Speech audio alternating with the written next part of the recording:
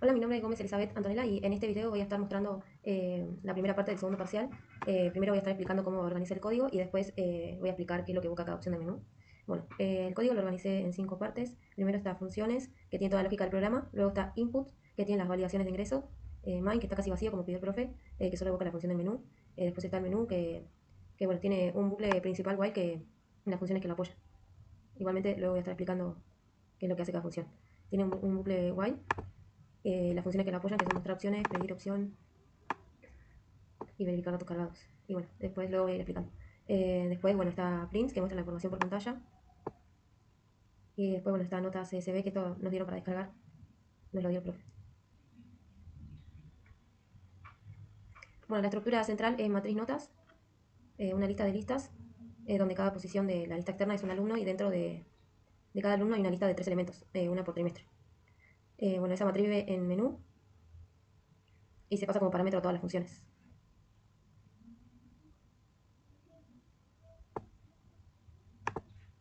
Bueno, también hay dos variables de control en menú, que son datos cargados, que indica si ya se cargó información y habilita la opción 2 al 5, y carga manual, que indica si lo que está en memoria viene del teclado o de un archivo. Y bueno, y eso decide si hay que guardar al salir o no.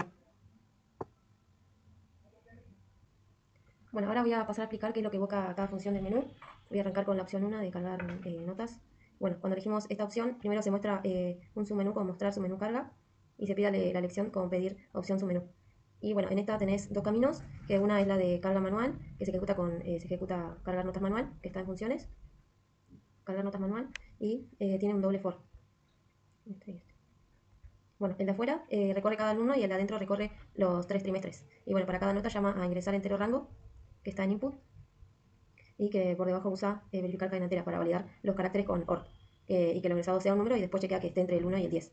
Y bueno, cada nota válida se agrega a una lista temporal del alumno y cuando el alumno tiene sus 3 notas, esta lista se agrega a la matriz con append.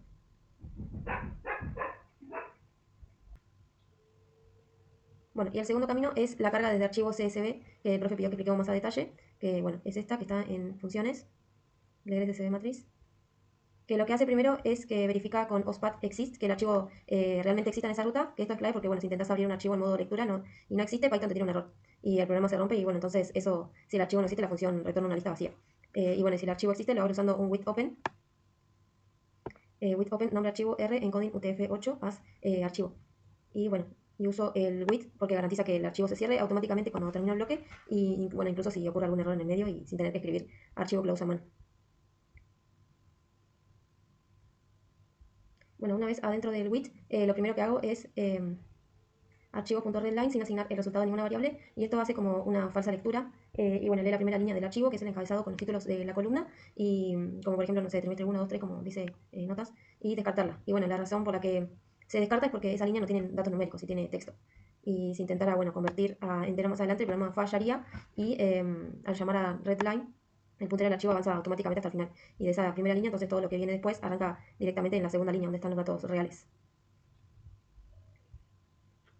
Bueno, después de esto, de eso viene el bucle principal for línea en archivo y esto funciona porque el objeto archivo es itinerable, que es algo que vimos en clase de lectura de archivos y bueno, recorrerlo con un for te dando una línea por vez en orden hasta llegar al final del archivo. Bueno, dentro de ese for, por cada línea hago dos pasos y bueno, primero llamo a reemplazar caracteres, que es la versión casera del replace. Esta función recorre la línea carácter por carácter, ahora lo busco, recorre carácter por carácter y bueno, cuando encuentra el carácter de salto de línea no le agrega el resultado, el resto de los caracteres lo va concatenando normalmente y bueno, es necesario porque cada línea que lee Python con el for viene con el n al final, n bar al final, y si no lo sacara este salto de línea quedaría pegado al último número de la fila y rompería la conversión a entero más adelante. Y bueno, el segundo paso es llamar a separar cadena. Separar cadena, que es la versión casera del split. Y esta función, separar cadena.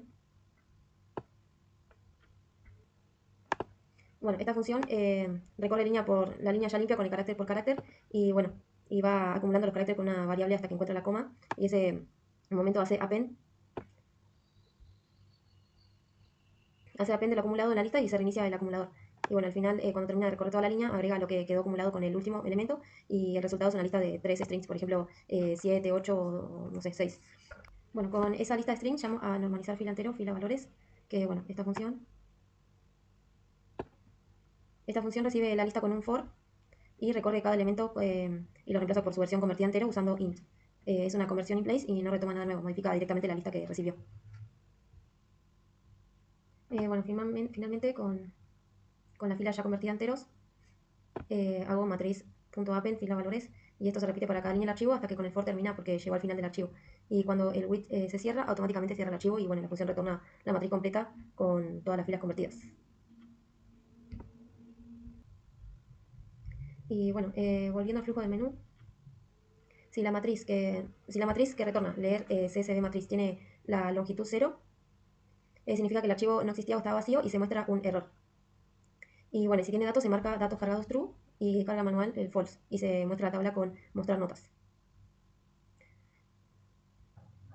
Bueno, ahora voy a pasar a explicar la opción 2, que es la de alumnos desaprobados. Si elegimos esta opción, llama a mostrar alumnos con nota menor A, que está en print. Mostrar alumnos con nota menor A, pasándole el límite 7 y esta función llama a obtener alumnos con nota menor A, que bueno, recorre cada fila con un for y usa una bandera booleana para marcar si esta fila hay alguna nota debajo del límite, recorriendo las columnas con otro for interno. Y bueno, si la bandera queda en true, agrega el número de alumno y lo calcula con fill más 1 a una lista de resultados. Y esta lista se retorna y print la muestra o avisa si está vacía. Bueno, después está la opción 3, que es la de alumnos con aplazo, que bueno, llama a las mismas dos funciones. Mostrar alumnos con menor nota A y obtener alumnos con nota menor A. Que bueno, solamente lo único que hace es cambiar el límite a 4. Y bueno, esta es la reutilización más directa de todo el trabajo, que el mismo código resuelve dos requerimientos distintos del enunciado. Bueno, y si elijo la opción 4, que es la de porcentaje de aprobados y desaprobados, llama a mostrar porcentaje de aprobados y desaprobados, que está en print, que esta llama a contador de aprobados y desaprobados, que está en funciones.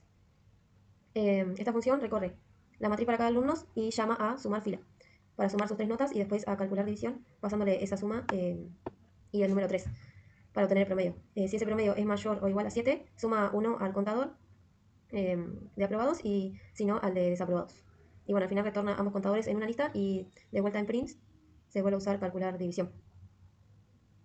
Y bueno, para calcular el porcentaje de cada grupo sobre el total de los alumnos.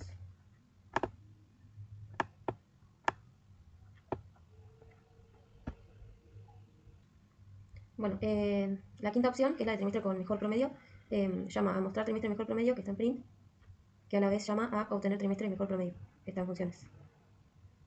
Obtener trimestre mejor promedio. Y bueno, esta función calcula el promedio de cada uno de los trimestres llamando a sumar columna con los índices 0, 1, 2, dividiendo cada suma por la cantidad de alumnos con calcular división. Y bueno, con los tres promedios en una lista busca el mayor manualmente con un for, sin usar la función max que no se podía. Y bueno, lo compara uno por uno y una vez que tiene el valor más alto, vuelve a recorrer la lista de los promedios y guarda en otra lista todos los índices que coincidan exactamente con ese máximo. Lo que bueno, permite detectar empates entre dos o más trimestres y en prints, antes de mostrar el resultado final, se imprimen los tres promedios para que se vea el detalle completo y después se informa cuál fue el mejor y si hubo empates.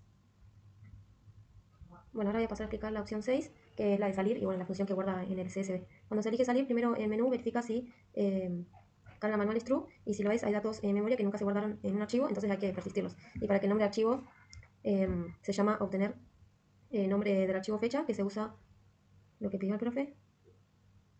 Obtener nombre de archivo fecha, que se usa el datetime y se usa el date.today en el módulo datetime, que para obtener el día de hoy se construye el nombre concatenado día, mes y año con guiones y agregando manualmente el 0 adelante si el día o el mes tiene un solo dígito y sin usar ningún formateador automático de fechas. Y bueno, y con este nombre se llama a la segunda función que el profe pidió que expliquemos a detalle, que es guardar CSV matriz. Bueno, esta función recibe el nombre del archivo, el texto de cabecera, el nombre del archivo, el texto de cabecera y la matriz a guardar. En funciones, guardar CSV matriz, que bueno, primero verifica que la matriz no esté vacía y si lo está retorna false sin hacer nada más. Y si tiene datos, abre el archivo con with open, nombre archivo w-encoding utf8, hace archivo, y en modo escritura. Lo primero que escribe es la cabecera seguida de un salto de línea, para que el CSV resultante tenga los títulos de columna en la primera fila, igual que el archivo original. Bueno, después entra en un for que recorre la matriz fila por fila y para cada fila llama a unir cadena, que es la versión casera del punto join. Llama a unir cadena. Y bueno, y esta función recorre la lista de esa fila y va concatenando cada valor convirtiendo el texto con str y agregando la coma como separador entre cada uno, pero sin agregar una coma extra al principio. Y bueno, el resultado es una línea de texto como 7, 8 y 6. Bueno, y después esta línea se escribe con archivo.white. Y bueno, acá, si la fila no es la última de la matriz, se escribe con una línea seguida en un salto de línea n barra n, pero si la última fila se escribe, pero si es la última fila, se escribe sin el salto de línea. Y bueno, esto lo hice así para que el archivo no termine con una línea vacía al final. Y bueno, luego al terminar con un for, el bloque with se cierra automáticamente y cierra el archivo. Y la función retorna a true para confirmar que el guardado fue exitoso. Y bueno, si la carga ha sido desde CSV en lugar de manual, este bloque completo no se ejecuta y el programa simplemente muestra un mensaje de despedida.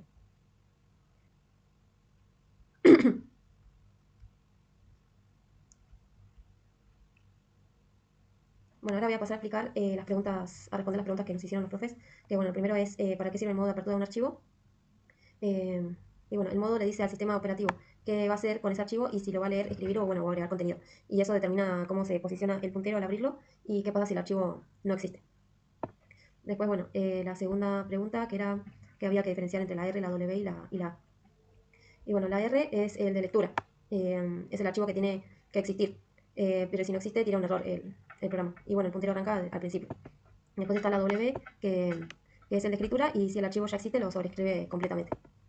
Después borra todo lo anterior, y si no existe, lo crea. Después está la A, que es el de anexar, y si el archivo existe, agrega contenido al final sin borrar nada, y si no existe, lo crea igual que W, que es el de escritura. Después, bueno, pregunta si es importante cerrar un archivo. Y sí, es totalmente porque mientras el archivo está abierto, el sistema operativo tiene reservado recursos de memoria para manejarlo. Y si no lo cerrás, esos recursos quedan ocupados innecesariamente. Y bueno, además en escritura los datos a veces quedan en un buffer y no se escriben físicamente en el disco hasta que el archivo se cierra. Entonces si no cerrás puedes perder información y por eso en este proyecto siempre uso with open porque se encarga de cerrar el archivo automáticamente apenas termina el bloque, incluso si pasa un error en el medio. Después, bueno, pregunta qué es el puntero de archivos. Y bueno, el puntero de archivo es la posición desde donde se va a leer o se va a escribir el próximo dato. Y cuando abrís el modo de lectura arranca en cero. Y bueno, cada vez que lees algo, el puntero avanza esa cantidad de caracteres. Y por eso cuando hago esa falsa lectura con red line, al principio de leer SCB matriz, el puntero avanza hasta el final de esa primera línea y entonces el siguiente for ya arranca leyendo desde la segunda línea en adelante sin la necesidad de saltear nada manualmente. Y bueno, me parece que eso es todo del video y ahora voy a hacer la segunda parte del segundo parcial y ya subo todo. Muchas gracias, profe, por este cuatrimestre, ojalá que pueda probar y hasta luego.